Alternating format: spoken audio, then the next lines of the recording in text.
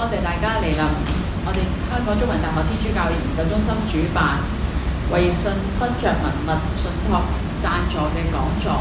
我係今日嘅主持人，亦都係天主教研究中心嘅同事張小蘭。咁今日嘅講題呢，就係生定唔生出生權維會的歷史緣起及作用。咁咧係我哋而家進行緊嘅一個天主教與香港華人婦女歷史研究嘅一部分。咁至於我哋今日嘅講者歐陽嘉健醫生啦，咁佢係現屆出生權維會嘅主席，本身咧就係任職麻醉科嘅醫生，超過30年㗎啦。咁目前咧就係醫管局嘅麻醉科專科醫生。歐陽醫生咧係一個活躍嘅天主教徒，咁佢除咗喺2003年至2008年係擔任過天主教醫生協會嘅主席之外，咁佢喺教區咧亦都有擔任其他同醫療相關嘅公職，例如咧佢曾經係教區生命倫理小組嘅主席啦，咁又協助過分委會維護生命事工，咁為呢一啲單位咧就做一啲講座啊，同埋喺公教部嗰度撰文咁嘅。咁佢亦都同我哋中文大學咧亦都有啲淵源嘅，咁曾經喺1992年至1994年咧就擔任過麻醉科同埋深切治療系嘅訪問講師。導訪講師。我哋早前咧就喺 Facebook 嗰度咧就預告過啦，歐陽醫生咧就係攻讀醫科嘅時候咧，正值咧就係墮胎合法化嘅浪潮啦。但我哋冇講到咧，就係佢當時咧就喺英國嘅倫敦大學嗰度攻讀緊本科，係見證住呢一個浪潮嘅。咁後來咧，咁佢亦都喺曼徹斯特大學度完成咗一個醫護倫理及法律碩士學位。咁可以睇到佢真係好關心呢個醫療倫理呢一個課題嘅。所以佢喺亞洲啦同埋國際嘅天主教醫生聯會生物倫理委員會嗰度咧，亦都好活躍。咁佢亦都係為啲醫科生編撰過英文嘅教科書《香港的醫療法律及倫理》。咁講翻今日我哋嘅講題啦。咁喺回歸之前咧，咁英國嘅法律咧就都會好影響香港嘅立法嘅工作㗎。咁歐陽醫生作為一個喺英國讀緊書嘅香港人啦，咁嗰陣時對兩地所發生嘅事啦，自己又係一個醫科生啦，又係天主教徒啦，自然都好關注呢一個墮胎合法化嘅一個浪潮啦，所以佢印象好深刻。咁我哋亦都覺得好適合，亦都好榮幸咧，就今次可以請到歐陽醫生，就帶我哋一齊重溫出生權維會所走過嘅半年嘅歷史。咁喺歐陽醫生演講之後咧，我哋大概咧就會有30分鐘嘅答問時間，到時咧大家可以提出一啲嘅問題。咁我哋而家就先將時間交俾歐陽醫生。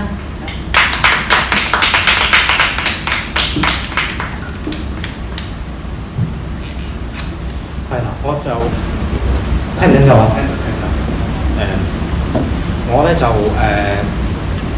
我呢個演講咧，咁就係為咗呢個講座咧，咁個大綱咧就第一就係香港嘅墮胎法例啦，咁咧就係然後就出生權維會嘅成立同埋其後發展。咁香港嘅墮胎法咧，就當然係同呢個英國嗰啲墮胎法係有好緊密嘅聯繫。咁就我未講個墮胎法之前咧，我就要講一場官司。咁就係英皇訴Alec Bourne 係1938年嘅。Alec Bourne 係一個學喺 St Mary's Hospital， 即係喺 Paddington 嗰度啦。倫敦一間好出名嘅呢個教科醫院啦。咁就係任呢個婦產科醫生。咁當年咧喺1938年呢個 case 係1938年發生嘅，有一個未成年少女經過一個軍營嘅啲 guards， 即係嗰啲衛兵團嗰啲咧，咁佢嗰啲就俾啲即係嗰啲軍啦，唔係啲officer 啦，咁咧就撳住嚟強姦，就因姦成樂嘅，成人嘅衰。咁就咁佢咧就係、就去即係叫警察 arrest 佢啦。咁然後就呢個墮胎，即係呢個案件就係、即係呢個案件就係成咗，即係呢個係成咗個 foundation 啦。呢個論其實1967年咧就有個墮胎法嘅，英國嘅墮胎法。咁就佢其實差唔多所有嘅啲法官都話佢哋唔會判佢有罪嘅。OK， 咁其實咧同埋咧墮胎法咧就係、將某啲即係某啲墮胎嘅，即係1967年嘅墮胎法係某啲墮胎嘅方法咧就係、叫做係即係叫做合法化，但係咧就其他嘅即係唔根據呢啲條件嘅墮胎咧，就都係仲係刑事法嘅。sorry， 就份呢度先。咁咧就係、即係要兩個醫生啦，兩個醫生證明呢、個當事人係會對佢嘅身體，即係 physical health， 即係身體狀況啦，或者佢個 mental health， 即係精神狀況咧，構成一個重大威脅啦。咁或者係有嗰啲叫咩？有天生嘅缺陷啦，等等啦。咁就係嗰陣時就可以去到28週啦。咁即係去到而家就因為28週其實出咗世都可以咩咁啊？而家生存咧，而家去到24週啦。其實而家最細嘅生還嘅 BB 係21週。我啱啱唔知喺邊度睇到喺網上睇到，原來咧係而家最細個 BB 生還係21週嘅啫。咁所以呢個就係咁啦。咁就係其他嘅就係唔合法。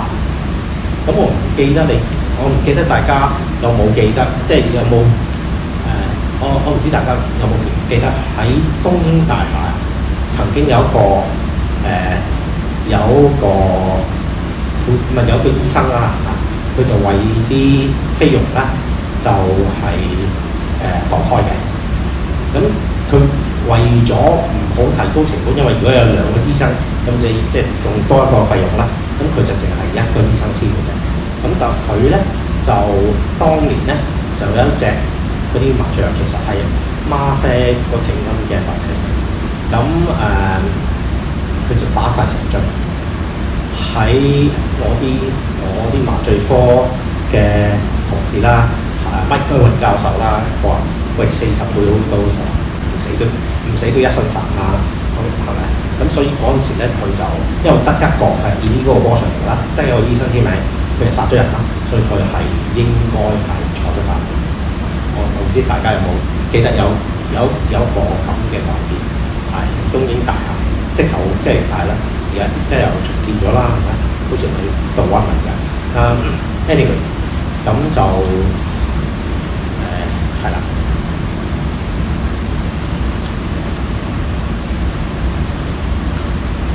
咁就1967年啦，咁就然後就吸翻落去香港嘅 Officers Against Persons Orders 啦。咁我一陣間會我會去翻呢個BIS 就係雙語法律呢個 Information Service 啦。咁嗰度就揾翻我啦。咁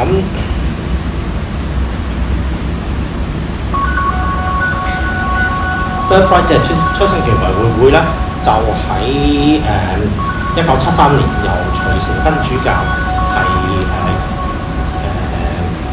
發起㗎啦。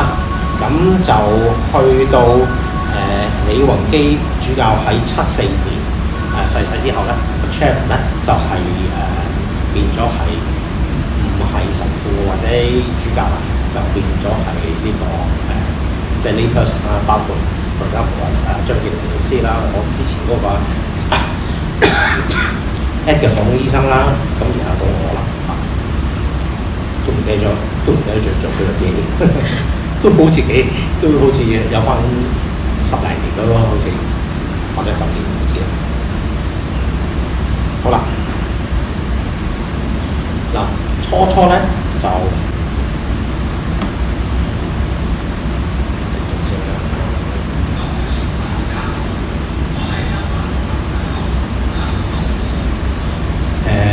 啦，咁咧就我哋初嗰陣時咧，即係你諗下70年代未婚媽媽呢啲，或者甚至呢啲咁嘅嘢啦，有時就佢哋嘅社會情況同埋而家嘅社會情況，梗係即係而家50年後，梗係改變咗好多啦。咁咧就係我哋有個培民宿舍咧，就喺7475年之後咧，就即係7475年時間嗰段時間咧，就係可以俾佢哋入住嘅，OK 個培民屋。咁然後咧去到1996年咧就已經冇人住啦。咁就我唔記得咗，咁就空置咗喺度。咁我唔記得咗有冇其他嘅人用緊培民屋啦。咁後尾我哋就俾翻教會，因為後邊仲有一間學校喎啫。嗰間學校都好似都因為有移民啦，有咩啊，咁嗰間學校都冇人用啊。咁然後咧，我哋初咧個辦公室咧就喺 Maryknoll House， 即係窩打老道白良書院啦。咁然後就喺96年，我哋就向社會福利署就搬咗我哋個辦公室就去咗東頭。咁然後個 accommodation service 咧，後尾咧就喺由培民就去咗彩雲村嗰度個宿舍有3張床，咁就 since 1996年。咁就而家就當年同而家嘅當然嘅住屋需要就唔同咗啦，同埋而家就算有未婚媽媽都可以，即係社會轉得咁多啦，就算喺屋企住啊，點樣啊，都即係變咗係改變咗好多咯。咁所以而家其實好多時其實嗰個 occupancy 即係有時1張床都冇人用。咁我哋反而咧就因為佢哋有其他需要喺外邊租屋啊或者咩咧，就反而即係我哋籌到啲款咧，就啲錢咧，咁就我都唔記得咗幾時啦，就每次有BB 出世就俾佢500蚊利是啦，都俾咗好多年啦。咁然後咧而家就幫助佢哋喺出邊租屋就會即係用錢搭救咧，所謂咁就即係暫時咧，即係講到即係呢個出生協會啦，咁我哋點籌款啊？當然啦，就年年都有去呢個明愛賣物會嗰度籌款啦。咁就同埋有時即係因為我哋唔夠大啊，所以我哋唔可以申請賣旗啊。即係我另外一個有幫手嘅，就係呢個CMA公教婚姻輔導會。佢哋就夠大啦，佢哋就可以賣旗啦，所以因為佢哋用得用呢個獎券基金㗎啦，所以就我都上過一次60彩教珠所以咁即係咁唔同嘅。咁我哋就即係明愛賣物會啊，同埋有時即係問下啲即係揾下啲相熟嘅贊助人啦，捐款啦，咁呢個係我哋嘅即係資金嘅來源。咁好多年即係另外一個咧，就係我哋之前係喺山頂做過 live walk 嘅。咁嗰度都係要啲人即係捐款啊咁啦，即係呢個捐款啦，因為我哋有個山頂嘅 live walk，但係好似都冇做咗。年啊，可能以前年年都搞嘅。係以前年年都搞，不過係啊我最後嗰次都，如果我記得啦，同阿 Father Russell 一齊行嘅，所以都所以都有翻咁上下年冇做㗎啦。以前搞親咧主教都嚟嘅。哦，係。咁所以呢個就呢個就 pro-life walk 又係，因為其實而家就好似最近嗰幾次都唔係好多人參加，咁就即係你咁樣搞法就真係冇咩心機去搞。如果你真係得小貓三幾隻，真係冇乜心機去搞。咁係啦，就係mainly都係咁啦。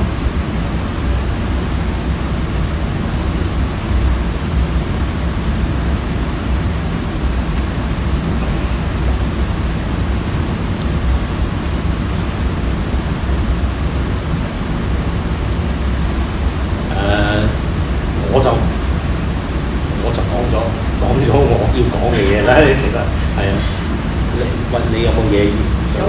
我可以問你。或者我講得太過快，太過快晒。咁頭先有提到啦，就係李雲基主教去世之後就開始由教友做主席啦，咁有律師啦，亦都有醫生啦，即係做過主席。其實即係由律師或者由醫生去做呢一個主席，有冇一啲嘅特別嘅幫助，或者係有有呢個好處喺度咧？嗱，咁醫生做就即係容易知道發生緊咩事啦，即係例如墮胎啊嗰啲咁嘅嘢。因為其實而家墮胎就應該香港冇咁多用藥物墮胎係咪咧？因為咧我記得咧就有一隻藥物咧就叫做 Misoprostol。咁初咧喺我仲喺英國嗰陣時咧，佢就賣俾我哋咧係做餵藥嘅，因為佢可以幫助餵，但係就話如果可以懷孕嘅女，即係已經懷孕嘅女士就最好唔好食，因為佢有機會係會小產。咁但係其實原來Misoprostol 加 Mifepristone 咧就係兩隻藥咧一齊咧係愛嚟去墮胎藥。咁但係墮胎藥咧就唔係咁點樣講咧？墮胎藥唔係咁安全，因為有時咧你嗰個胎兒甩咗啦，但係佢出嚟嗰陣時或者會流血或者咩，咁久唔久咧，即係因為食咗墮胎藥，佢要嗰個所謂叫 medical abortion，你都 end up 喺 hospital 都要住院。咁即係好似我哋喺香港英國我哋叫 universal healthcare system 啦，即係都英國就1個先都唔使俾嘅。咁因為你而家入去急症室就好似要俾200蚊啦，每日住院又要俾100蚊啦，咁即係呢啲咁嘅。如果你喺美國就仲死啦，因為佢啲 insurance base 嘅，如果尤其是嗰啲因為冇咩錢嘅咧，咁其實仲大鑊咯。咁就因為墮胎已經變，即係又有即係 surgical，所謂叫 surgical 啦，即係要醫生入醫院喺度做㗎啦。同埋你而家買藥就得啦，咁但係就其實兩樣嘅方法都有佢嘅存在嘅機會。咁另外咧，我哋又想問下出生權維護會同天主教醫生協會同埋護士會其實有冇啲咩關聯？內部即係有冇一啲嘅合作啊，或者係嘅關係？嗱，天主教醫生會同埋天主教護士會咧，就一定係會有representative 去嘅。咁就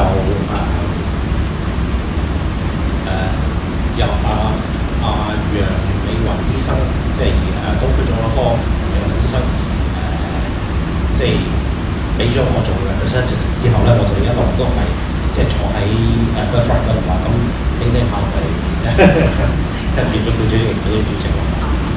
咁天主教護士會係有嘅，梁頌成啦，係我哋嘅護士會嘅代表。咁你哋即係話會唔會有啲合作或者係做啲咩咧？即係除咗話佢哋幾個幫嗰度一齊即係呢個工作上或者係個推動上。暫時未有啲咩特別嘅嘢。咁當然啦，你即係萬樂會嗰陣時，即係可能係即係附近啲攤位啦，咁就即係會有時幫下手啦。咁同埋咧，我哋就係好多時咧，萬樂會係會有啲中學嗰啲學生啦，咁嚟做 volunteer 咁每年嘅即係而家就未必佢哋未必夾硬啦，知啊，香港學生媽媽都會啦。咁我哋最 usual 係請佢哋嚟，即係即係有人嚟嘅就請到幾多個嚟請佢哋嚟我哋個 AGM 嗰啲唔同。咁而家我哋就我哋一定會嚟到嗰啲又好，嚟到嗰啲又都會喺個即係我會簽個即係感謝狀咯俾佢哋啦。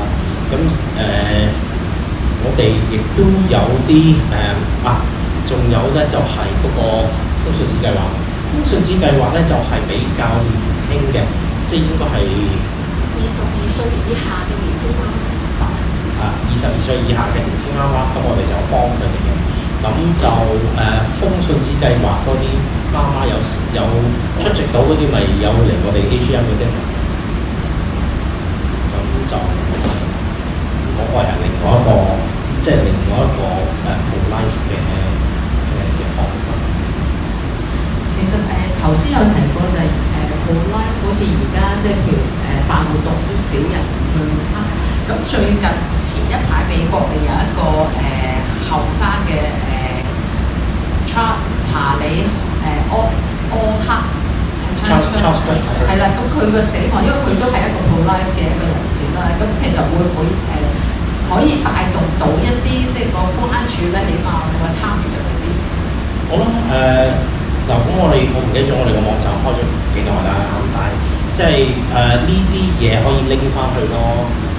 咁就同埋因為其實另外咧就除咗出生權會啊，其他可能咁我哋有一個 pro-life 嘅 pro-life 嘅咩 Facebook 唔係啊，Connie Chan 嗰個我哋有個 pro-life 嘅，即係我有個 pro-life 嘅 WhatsApp group 啦，好多唔同嘅人士啦，包括修女啊咩嗰啲咁就係咁。如果你拎咗，至少可以俾到啲人多啲資訊啦，咁然後掟翻去即係我哋自己個網站啊，或者佢就Charlie Kirk 都唔記得咗 Charlie Kirk 係嘅。咁同埋即係其實有好多問題嘅，即係at least我哋譬如你話喂有冇喺即係啲 abortion clinic 啦，咁其實就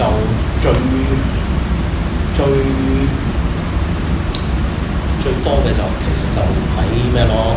呢個 FPM 家計會灣仔嗰度係有試過有啲人咯，咁但係都唔係咁咩咯，即係都唔係咁踴躍咯。我記得有個 pro-life walk 係喺唔知灣仔去到邊度㗎，係咪？有一年有個 pro-life walk 灣仔係啦，灣仔咩嘅？咁其實佢哋話李良政府都有去啊。咁其實就即係喺某個程度上 pro-life 而家真係香港唔係特別即係受關注啦。咁香港人好忙，香港人好多嘢係要好多嘢係擔心嘅，同埋即係其實香港阿爸阿媽忙，啲細路更加忙，佢哋補習，即係一部分係其實係佢哋根本冇乜嘢時間去做啲唔可以幫佢哋升學嗰啲嘢。我知即係 pro-life volunteer 都可以幫嘅，不過呢個係低啲咯，補習啊、彈樂器啊嗰啲咁咧就高好多咯。咁你頭先啱啱提到家計會，我都想問出生權維護會同埋呢一啲組織，譬如家計會或者係母親的抉擇，佢哋有咩唔同啦？佢理念上或者係佢哋行動上有咩唔同 Mother's Choice 好似係Mother's Choice 接受16歲以下唔墮胎俾人領養媽咪居住嘅，過咗咧就18歲以上咧就叫佢過嚟我哋呢邊。係啊，因為其實我哋就另外一個 service 就係我哋嘅telephone 即係電話諮詢嗰個咩啦，咁有時就係、即係如果係好細個嘅，咁咪可以去 Mother's Choice 多大嗰啲嘅，佢要嚟我哋度咯。即係Mother's Choice 可以俾佢哋，即係可以幫到佢哋，但係即係16歲以上啊嘛。以下唔係即係16歲以上嗰啲咪要我哋咯，咁所以我哋個 telephone hotline 都其實有都有即係有啲諮詢，即係有即係開過一個 inquiries 咯。咁家計會咧，因為我記得歷史上面家計會其實佢嘅前身係優生學會，咁優生學會應該係即係揀啫嘛，咁佢哋有啲咩唔同，同埋會唔會已經唔同咗咧？即係同優生學會嘅時候。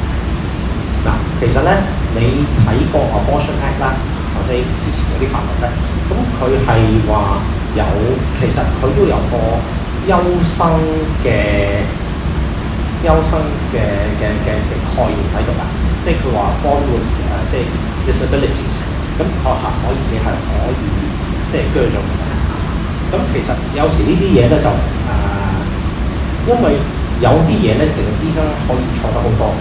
我有個好朋友我第一次8日年尾去錄得係佢係跟我，因為佢以為我係要同佢一齊去英皇書院呢個醫學院嗰度，但點知我又讀多咗1年㗎嘛，咁佢即係嗰陣時，即係我係第一次去錄得，所以冇講位啦。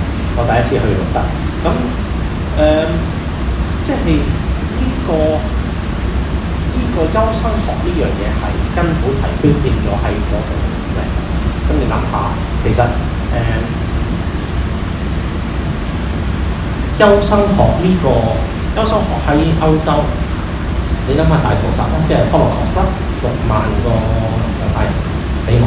你知唔知初係個 Action T4 嗰個 program？Action T4 個 program 咧就係優生學開始嘅。咁我收會，我係馬爾他騎士，所以我都係一個在職修士嚟。我收會有一個Blessed Albus Graf von Clemens 係一個主教，係特羅斯頓主教邊咩？我唔記得咗邊個。唔係 Munster Line of Munster。佢後尾佢臨死前係俾教宗係俾佢做咗書記。咁佢係第一個係呢個condemn 咗呢個 Action T4，係因為其實嗰個就係優生學嘅，咁然後整下咧就變咗大屠殺 Action T4，咁就有話優生學啦。咁我修會裏邊嘅呢個真福August Count of Munster Graf von Clemens 咁Line of Munster 對佢係咁，咁佢呢個佢係貴族而家係 Graf von Count of Count， 咁佢呢個就係你諗下啦，優生學先，然後整下 Action T4 嘛 ，Action T4 之後就變咗呢個猶太人大屠殺600萬係啦。咁又講翻香港呢度咧，咁我想因為你喺呢個會都有一段長時間啦。其實你哋個會比較活躍嘅，即係已經都成10年歷史啦。比較活躍係邊一個年代嘅時候咧？我諗應該係初即係發起嗰陣時啦。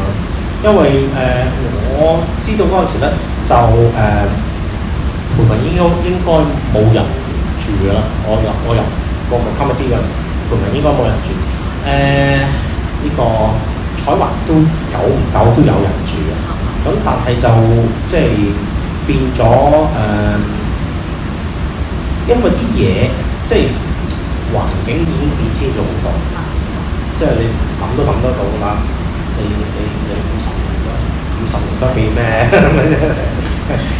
咁所以其實嗰陣時其實活躍唔活躍咧，我就即係因為其實好多人都會有咩，因為我唔知Mother's Choice 係幾時嘅，係我哋之前嘅定我哋之後嘅？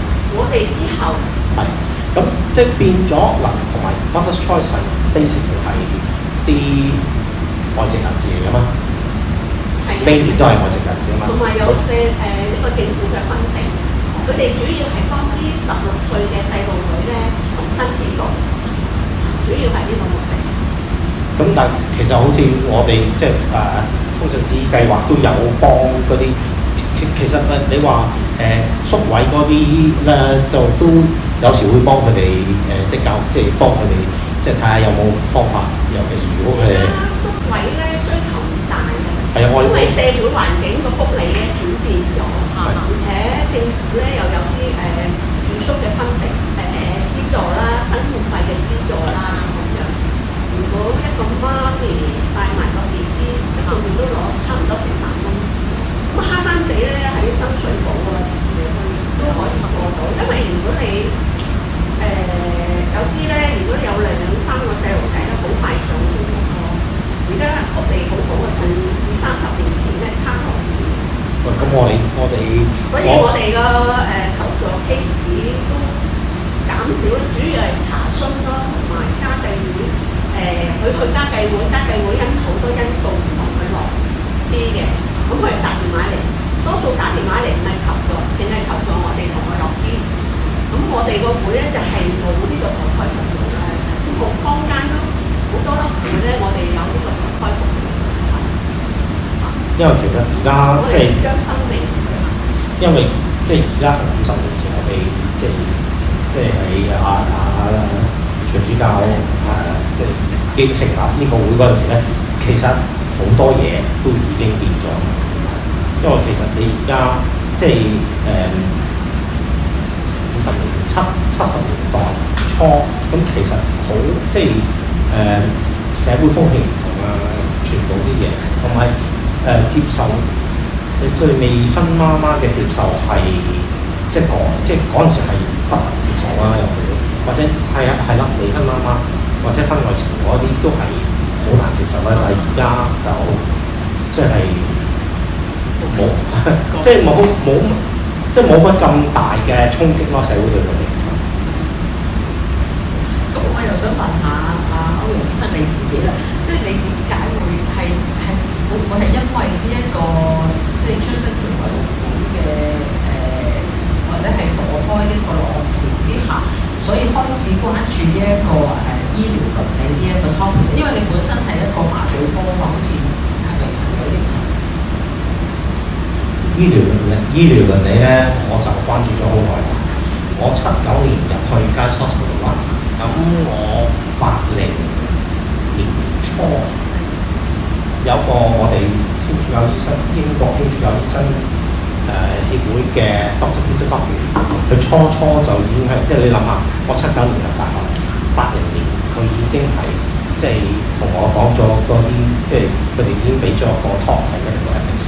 咁我由嗰時開始咧就已經關注啦，就唔係麻醉科，我嗰時仲係醫科生嚟嘅喎。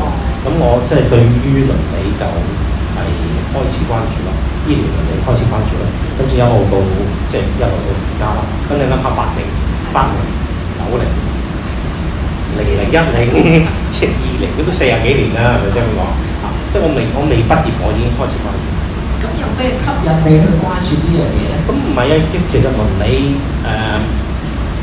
理係倫理係咩咧？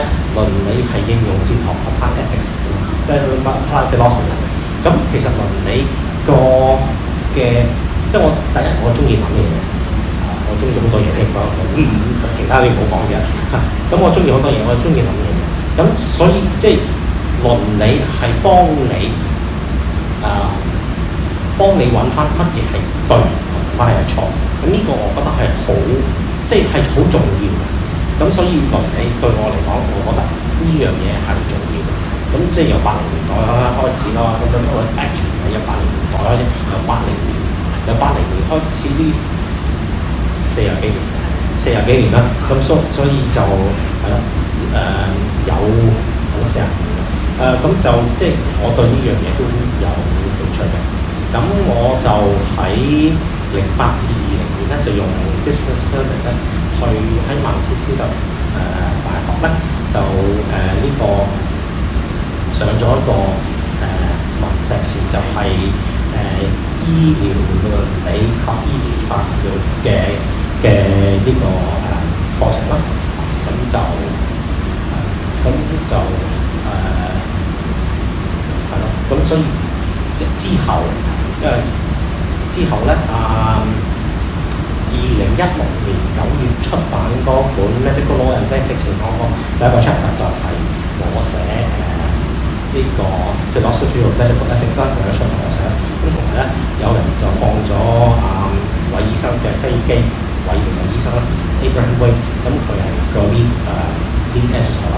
咁佢就 transfer 個 chapter 就冇人寫啦，咁佢寫法我就寫落去。講起 transfer， 你估最多人接受嘅移植係乜嘢咧？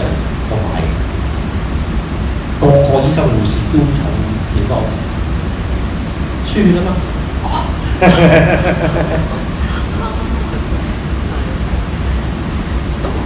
我又想問下呢個比較挑戰性嘅問題，因為喺教會裏邊就係可以避人㗎嘛。咁而家個社會變咗咁多，如果避人嘅話，其實咪可以即係避免咗墮胎呢一個更加即係啱教會呢一個教義嘅一個做法咧？嗱，其實咧有啲唔需要用藥物嘅，叫自然家庭計劃法 NFP。咁其實就係舊嘅咧，就係用所謂叫 tender method 啦，就係一路數啦。咁但係其實而家咧就有好多唔同嘅。第一咧就係排卵嗰陣時咧，你個體溫會即係會高啲嘅。咁當年咧初用體溫嗰陣時咧，啲女士咧就即佢係好多時都擺入嗰個陰道嗰度，佢就覺得好容易跌翻出嚟。因為你排卵嗰陣時咧，嗰個陰道嘅黏液咧係由結嘅變咗好流嘅，即係流質嘅。咁你上面點解啲個方法就會跌咗出嚟？咁嗰個咧就係呢個陰道黏液一個即係家庭計劃法啦。咁可以幫你為人同埋幫你避人。你知道幾時進行性交嘅？你想愛個 B B 嗰陣時咪嗰幾日咯，係咪？你唔想嗰陣時咪冇即係避咗嗰幾日咯。咁其實咧，你知唔知啊？喺嗰啲不孕嗰啲 couple 咧 infertile couple 不孕嗰啲夫婦咧，第一樣嘢就係叫佢哋即係 take temperature 啊嗰啲。第一樣嘢喺即係如果 infertility 就係用翻自然家計法。喂，你要知道你幾時性交，你先至有機會懷孕㗎嘛。所以變咗呢個就即係呢個好得意咯。佢哋避孕係另外一樣嘢啦。咁但係喂避到夠啦，我而家想愛個 B B 啊，咁點啊？咁你咪用翻自然家計法咯。咁你喺嗰段時間呢個有進行性交嘅，咁你咪會將你可以呢個可以由 B B 講咩啦？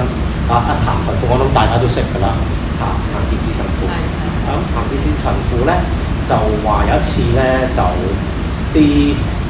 佢家姐好似喺台灣度係做 GP 㗎嘛。咁佢佢 IVF 做到最後一次都俾唔到個 B 嗰個級數，反而用 NFP 就可以懷到人。你話點啊？NFP 其實掂㗎。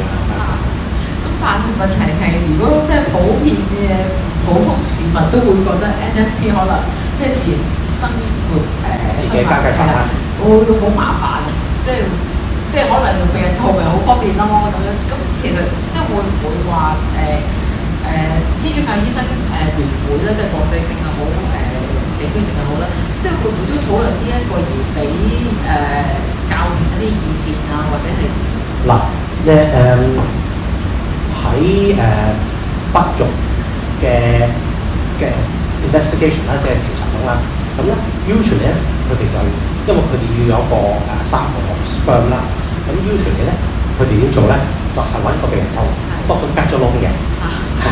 咁即係你係俾咁佢有個sample，但係你唔會阻止佢懷孕啊嘛。你吉咗窿嘅，穿窿嘅，咁咪即係又有sample。又有sample又俾佢盡量嘅機會，咁呢個係呢個係根本係咁樣做嘅。咁喺呢個 investigation 我呢個你就真係就用咗一個穿咗窿嘅避孕套，咁你又有sample，你又即係可以嗰次性交都有個機會。咁頭先都想睇翻嗱，而家講咗歷史之外，都想睇翻你哋個會嘅點樣前瞻個未來點樣走落去咧？即係如果有加碼，頭先有提到個風信子計劃啦，仲有其他或者係呢個計劃係點嘅咧？風信子其實就幫啲即係廿零歲係嘛？22歲嘅。22歲同以下，唔係22歲以下嘅年青媽咪。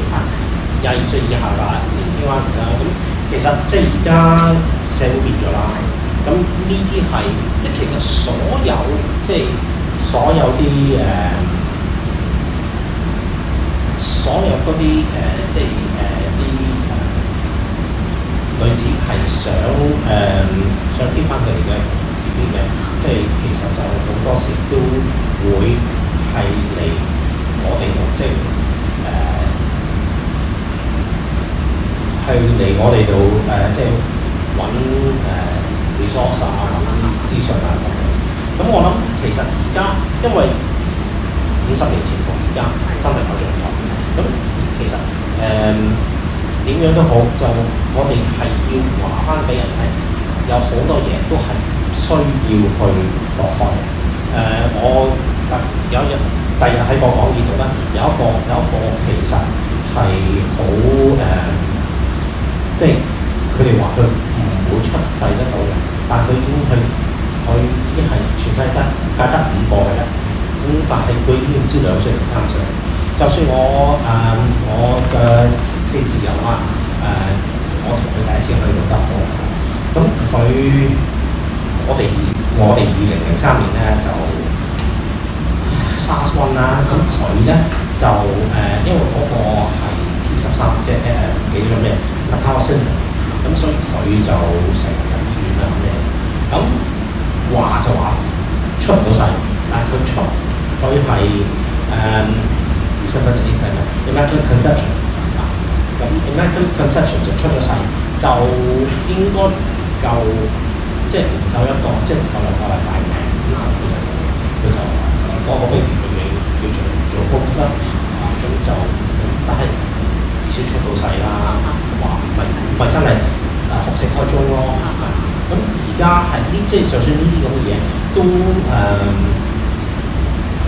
好多時啲醫生就話你即係搞唔掂㗎啦，同埋即係好簡單啫嘛。有時咧呢啲我記得喺英國咧就係話另外一樣嘢咧就話，譬如有啲醫生喺我哋啲 pro-life 嗰邊時就幾樣嘢嘅。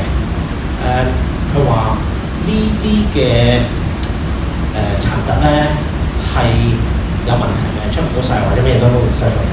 咁呢個唔緊要，但係其實最緊要嗰樣嘢咧，我記得 Josephine 同埋Adrian 咧，佢就話你要問啲 look after 你嗰啲醫生，呢啲問題咁佢哋一定要俾答我哋㗎，因為我哋知道點問啊嘛。嗱，呢個又係另外一個幫到，即係幫到人見呢啲醫生叫人哋墮胎就因為出唔到世㗎，咩都唔相衝㗎啦。咁但係你識點問嗰陣時咧，咁佢哋就打咗個答。即係對於我哋而家pro-life committee 其中pro-life committee 就咩啦？阿金醫生啦，同埋阿陳其雲醫生啦。其實佢咧醫生自己係個心臟科醫生嚟㗎嘛。咁即係譬如好似有啲孕婦啊，即係你話喂唔可以即係唔可以結婚呢個好特別嘅，我一陣間就講。即係其實就係希望佢哋即係佢叫做唔好結婚，就希望佢哋唔好生到細路啫嘛。即係教下佢哋。咁我記得有個笑話就係佢哋冇結婚啦嚇，不過佢哋其實都有成3、4個仔仔女喺即係外國啦。咁咪即係其實咧啲人唔知道，其實你為咗你國家同你屋企同你個團體、你個社團嘅責任就係要有細路仔。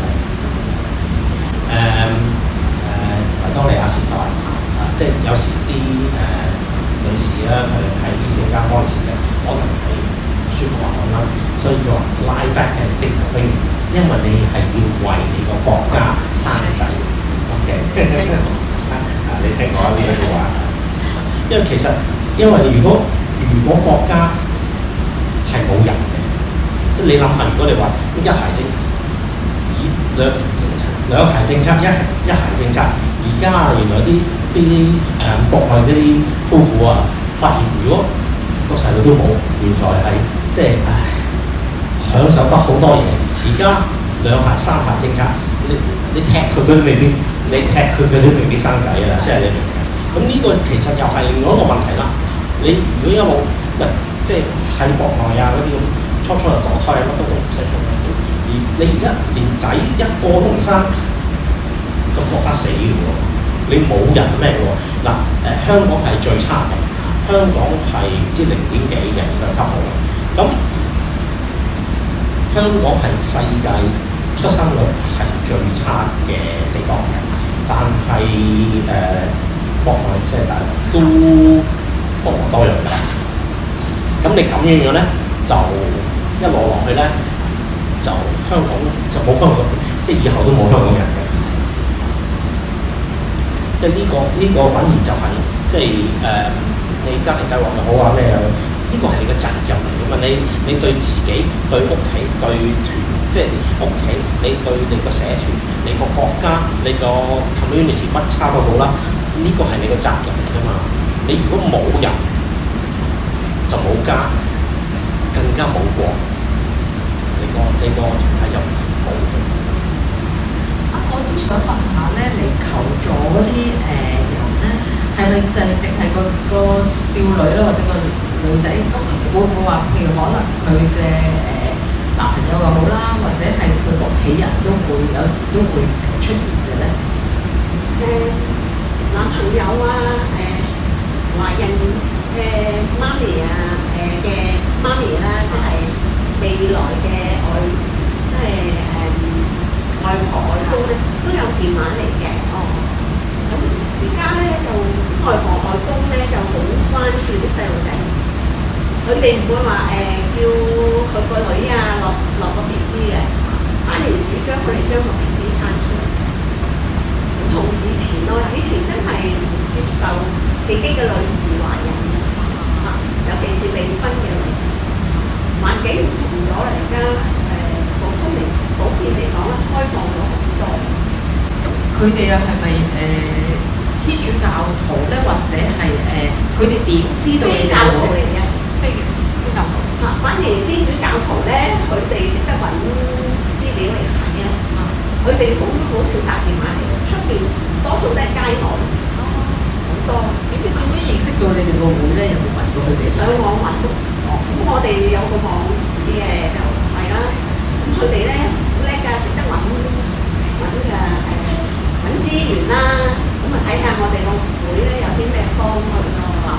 咁我哋通常都俾啲轉介佢咯，睇佢有啲咩需要咁樣。咁我暫時就係咁多問題啦。咁唔知你哋在座嘅朋友有冇一啲問題有想提出嘅都可以嘅。我想問下有冇啲數據先？我想問下有冇啲數據，即係譬如佢即係你一年裏邊有幫到幾多人啊咁樣，或者咁多年之幾十年啦，總共有幾多人即係你係幫過接受過你哋嘅幫忙啊咁樣？我諗數據係有嘅，不過唔喺身上有咯嚇。咁我哋可以揾翻即係因為我哋每次即係開會啊，committee meeting 都有啲嘅。咁你話即係70年代有幾多數據我就唔知道啦。咁睇下揾唔揾到我哋啲 archive 啦。咁就但係譬如我入嚟咁耐啦，我諗都有做 chairman 佢已經做咗成10嚟年啦，係咪啊？點止啊，20幾年，我做起碼 chairman 25年。我做 chairman 有25年咁耐啦咩？係啊，差唔多啦。咁要即係我睇到咯，睇翻啲記錄。即係唔係話我入咗個會幾耐？你入咗個會咧就做副主席，跟住2、3年後就做 chairman。哦，咁即係我都入咗個。有個25年啦。我都入咗個會幾耐啦，咁即係我個時間啦，同埋即係 Edgar 啊，或者之前咧，其實有數據嘅。咁你話70年代咧，咁就要睇翻。好多翻嚟㗎。係啊。因為唔同啊嘛，嗰陣時冇呢個良好嘅社會福利啊嘛。係啊。咁所以其實即係我哋嗱，其實70年代嗰陣時就好多翻嚟嘅，而家即係嘅求助個案就已經少咗好多，因為社會風氣啊。社會嘅接受呢個未婚懷孕啊，或者即係等等啦，或者即係話或者譬如就算有就算有即係有丈夫嘅話，你再生多個我就走㗎啦，咁即係都係㗎嘛，即係都有呢啲咁嘅例子㗎嘛，咁所以我諗即係而家嘅個案應該係少過當年好多添啦，應該。咁我哋揾翻啲即係譬如揾翻啲嗱，如果我已經喺個會度20幾年嘅，咁啲我哋揾翻啲即係啲 minutes 啊，咁就一定有啦。咁之前嘅就睇下我哋可以湊到幾多咯。咁呢啲就會喺啲即係喺個講義啊或者咩度再整翻。係，我哋稍後都會有歐陽醫生嘅講義，然後擠翻上我哋嘅網站嗰度嘅。即係好簡單，即係你諗下嗱，我唔好講咩啦，即係我發問嗰陣時，我第一個 case 係 RV Bond 啊嘛，1938嘅，即係你明，因為1938嗰個 case 就去到就變咗1967年個英國嗰個國開1967年個英國國開法嘅，咁然後就71定72年咧就變咗我哋個 Offences Against Persons Act 啦，咁所以即係71年到而家都50多年啦。有冇其他朋友有啲問題？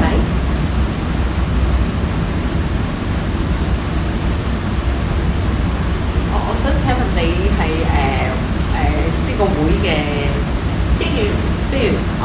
你都做咗好耐18年啦。哦，OK。咁你係咪即係譬如嗰啲熱線電話咧？咁係即係你去負責去解答佢哋啊？即係第一個去接觸佢哋嘅。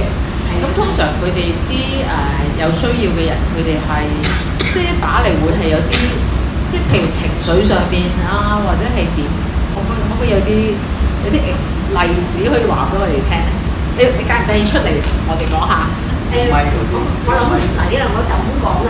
個咪因為可以。係咯，我個咪，佢揸住我揸住俾你。已經夠大聲，唔使咪。主要咧，佢哋咧就係求助墮胎，係。咁佢哋打嚟咧就冇睇清楚我哋個會個名喎嚇，出生權維護啊嘛。咁早嗰4-5年咧，就最多咧就係男士打嚟咧，就係話第一句就話想特別啲男士係你從政府咧有個2萬蚊啊，同埋嗰個福利改變咗之後咧，即係墮胎個案呢就少咗好多。就係主要係查詢啦，咁我睇下佢有啲咩事咧，就轉介去適當嘅部門幫佢哋咯。而家啱啱相反咧，我哋個會咧多數係做轉介，就係咁樣咯。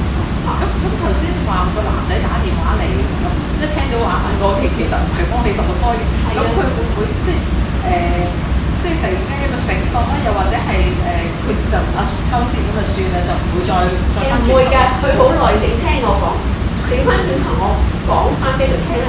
如果墮胎有咩對個女方有咩壞處啦，有咩唔好啦，點樣影響嗰個你個女朋友或者係個太太咯？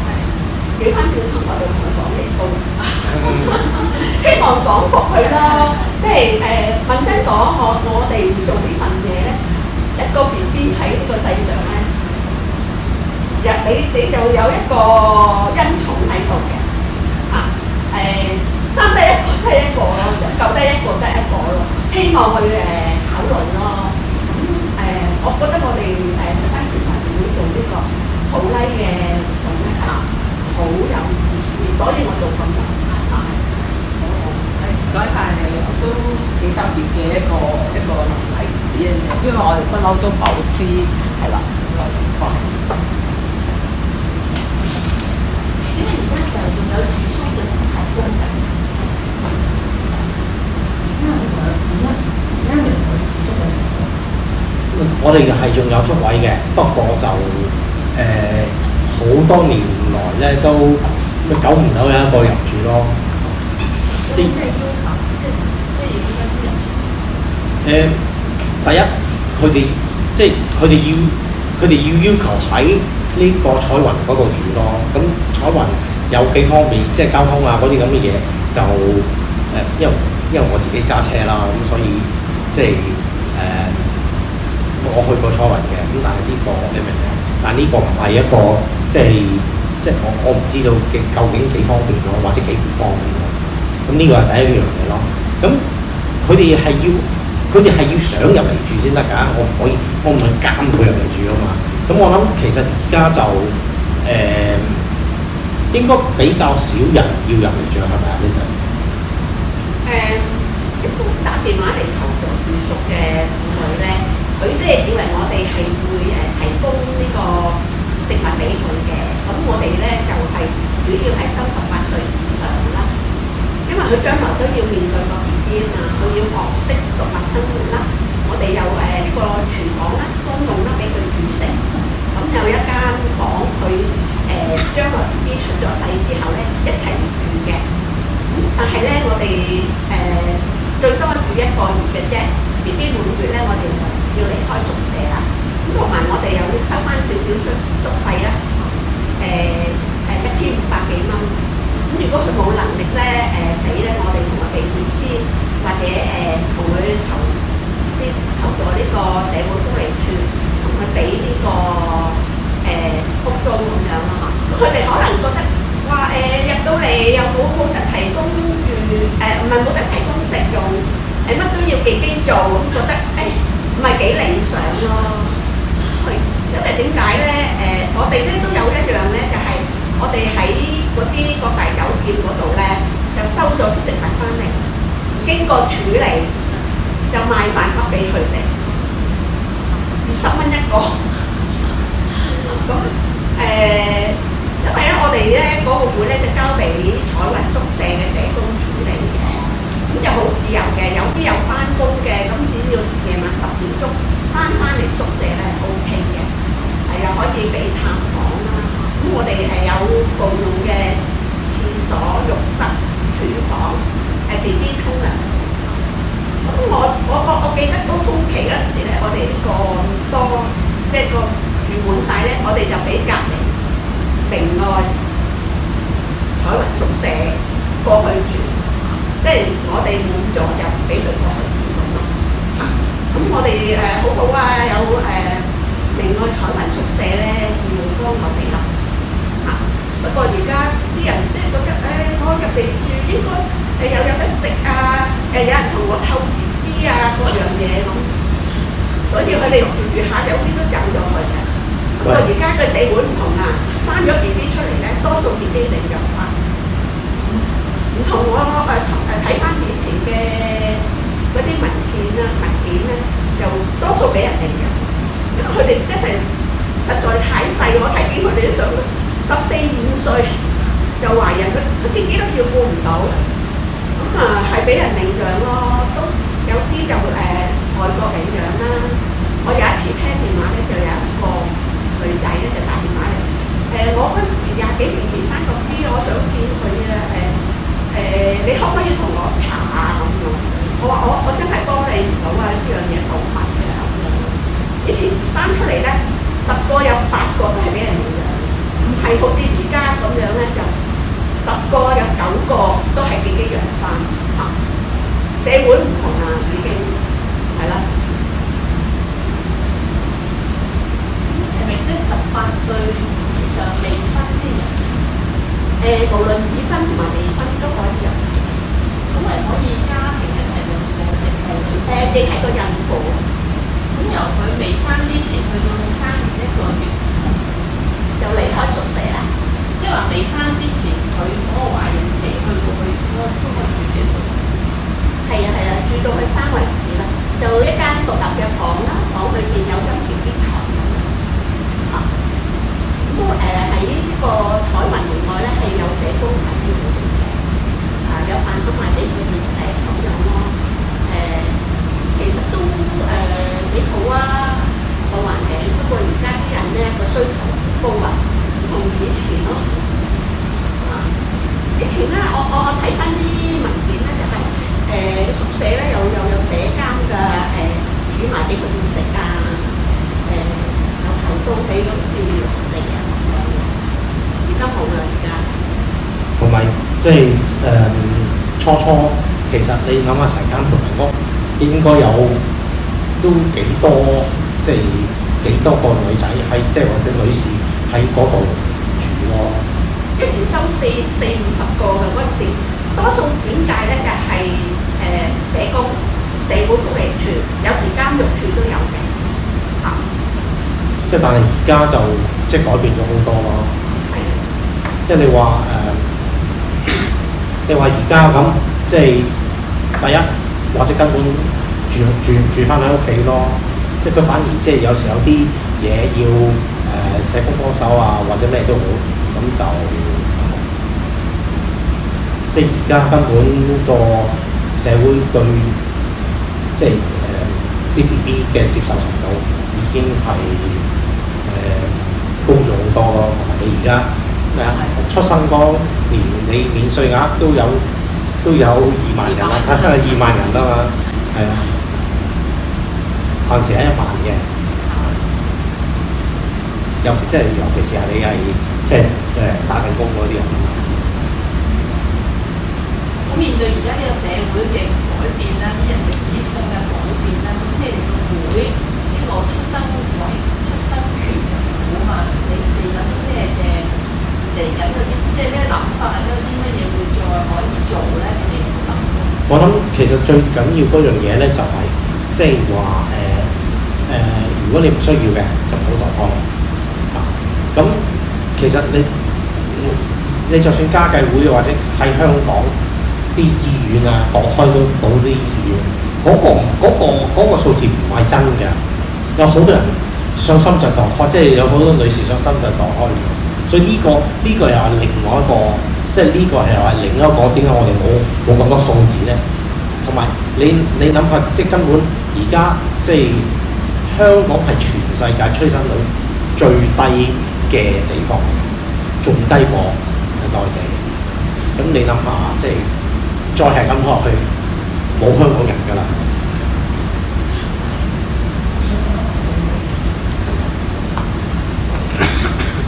因為咧，頭先聽到呢個宿舍咧就喺彩雲村嗰度咯。咁其實嚟講咧，同附近嘅聖母醫院咧，會唔會有咩聯繫或者關聯啊？或者佢哋冇呢個轉介喎，即係佢哋冇啲護士過嚟幫手咁樣咧嚇？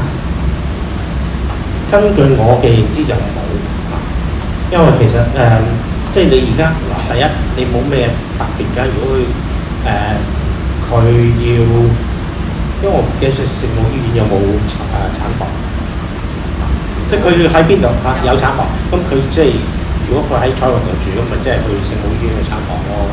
咁之後咧，如果佢喺嗰度生嘅咧，就之後咁梗係有。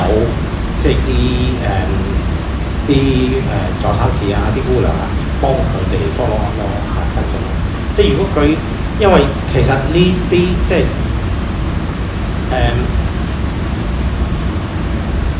其實就外國就興 home birth 嘅，但係即係即係最緊要就係冇事咪得咯，有事就真係大乜鑊咯。咁其實即係你而家喺即係啲有啲外國人都會用 home birth 嘅，咁但係而家唔係講嗰啲咁樣啦。咁所以就我諗即係佢如果喺用緊公立醫院嘅，咁佢都會有即係仲喺用緊公立醫院產房，咁佢哋會有即係即係嗰啲個 B B 出咗世之後，一定有 follow up 啦，有啲咩問題，一定係會翻去聖母醫院個即係產房嗰度嗰啲即係嗰啲clinic 啊嗰啲咁嘅即係診所啊嗰啲咁係跟進咯。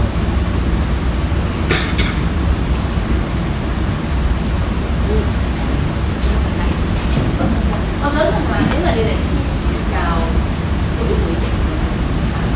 咁我想問對於對墮胎其實係冇任何嘅條件係可以去墮胎嗰個問題，只能個 BB 係有缺陷。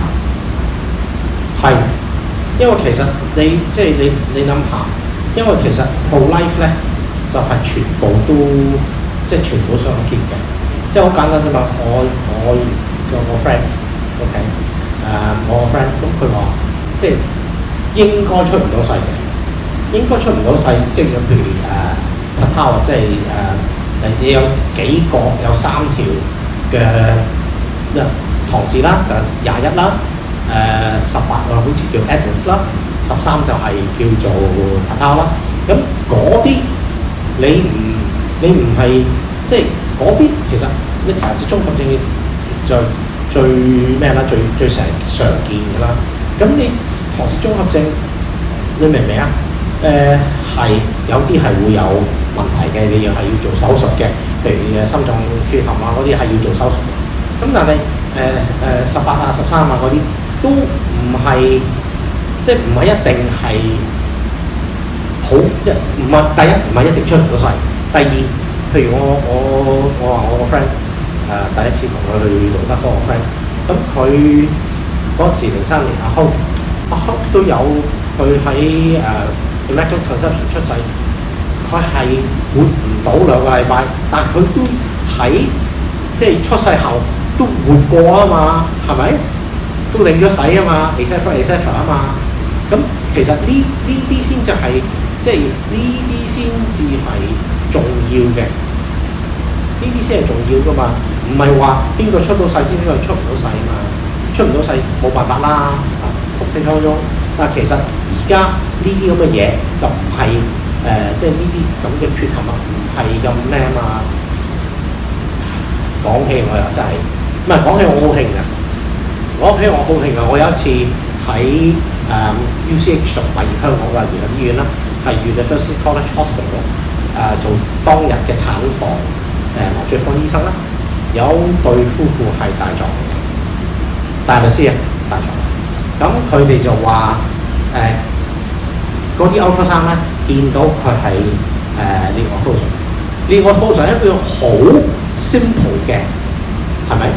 佢18週嚟嗰陣，呢個 ultrasound 係一個好 simple 嘅，即係嘅缺陷。有啲人我覺得咧，而家咧嘅科技咧係。開咗刀補咗之後咧，你係要好埋望住佢睇住佢笑，你就知道哦，原來佢間時係呢個 pose。咁佢都要墮胎，我揼佢啦！即係你明我講咩嘛？我揼佢啦！即係咁樣，有啲人係即係你講優生啊，咁都要墮胎嘅，係優生學 to the 即係 most high degree 啦。其他嘅我有記得就係、因為而家講開啦，我記得就有一個係天生遺傳性嘅斜視，又要墮胎，即係呢個好似係香港嘅案例嘅，即係因為佢天生咧，佢可能係嗰啲眼嘅肌肉咧係纖維化，咁佢咪喐得咯，咁咪佢咪斜視咯。會有好多方法補救㗎，甚至咩啦，係咪？即係你而家啲科技 ，at least 佢啲科技都有得搞㗎。天生斜視又要墮胎，即係呢啲又係不可理喻嘅。其實我想問多一個問題，就係主要關於天主教會嘅睇法，就係因為呢啲好多時遺傳嘅都會或者係即係進心嘅檢查先會留意到佢咁樣，就同你就好似少少光見到咯。咁係咪其實喺對於天主教徒嚟講係唔容許做呢一啲嘅，即係譬如高齡產婦好多時會叫你 check 下個頸，即係嗰個 B B 有冇抽會唔會係唐氏啊咁樣？咁呢啲叫進心嘅檢查，係咪唔容許有呢啲嘅檢查？因為都冇意思。如果你根本都唔容許落胎，知道邊個意思咧？而家中文現任中唔係嗱，段教授段崇智教授就係翻咗美國之後咧，佢應該係今年1月翻美國。因為點解我咁咩咧？因為佢唱歌嘅，佢喺聖樂團，佢喺聖樂團係唱 bass 嘅，所以我先至記得啊。咁而家個教授龍教授啊嘛，佢咧，你知唔知佢點解即係咁出名咧？喺而家就算係阿媽喺呢度抽血啊，佢都揾到 BB 嘅 DNA 啊！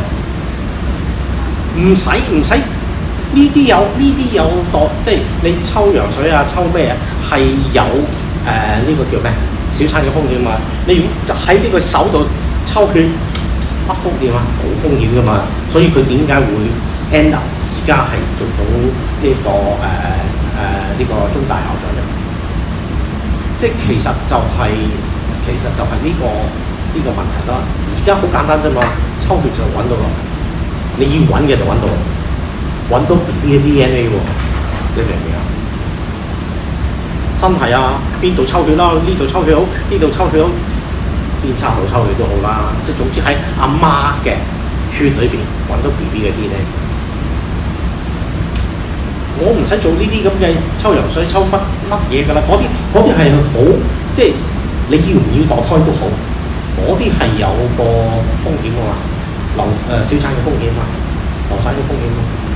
咁抽血就冇㗎，你同我都個人都抽過血啦。阿媽係唔係都要抽血㗎啦？睇下佢會唔會即係因為咧懷孕嗰陣時咧係未懷孕或者初懷孕咧就個血紅素你根本嘅唔係血㗎，你懷咗人咧你就嗰個血紅素仲會跌低啲嘅，所以係唔係都要抽血㗎啦？咁你係唔係都要抽血？而抽血裏邊可以揾到 BB 嘅 DNA， 咁使做乜嘢啫？乜嘢其他嘅檢驗都唔使做啦。